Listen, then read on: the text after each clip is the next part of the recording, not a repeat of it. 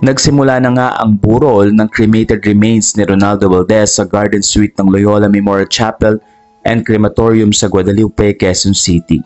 At ilan nga sa mga artistang nandoon sa unang lamay ay ang Katniel, spotted si Catherine Bernardo at Daniel Padilla na kung saan nga ay nakasama nila si Ronaldo Valdez sa kanilang Too Good to be True na teleserye.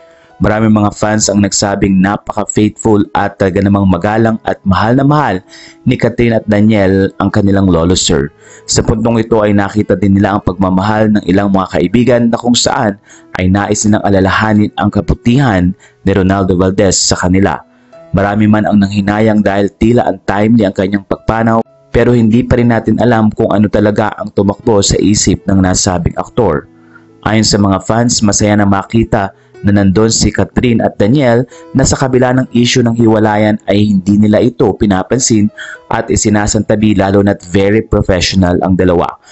At doon nga ay nagpasalamat din ang manager ni Ronaldo Valdez na si Jam Santos dahil sa mga taong patuloy na sumusuporta at nagbibigay ng galang kay Ronaldo Valdez.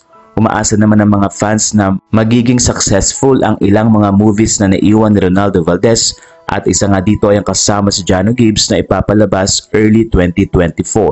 Sa puntong ito ay hindi man nagbigay ng announcement ang family kung kailan ang interment ng labi ni Ronaldo Valdez, pero umaasang mas marami pang mga artista ang pupunta sa mga susunod na araw. Samantala, narito ang ilan sa mga videos na ibinahagi ni Jam Santos at bilang pag-alala sa kanyang talent na si Ronaldo Valdez.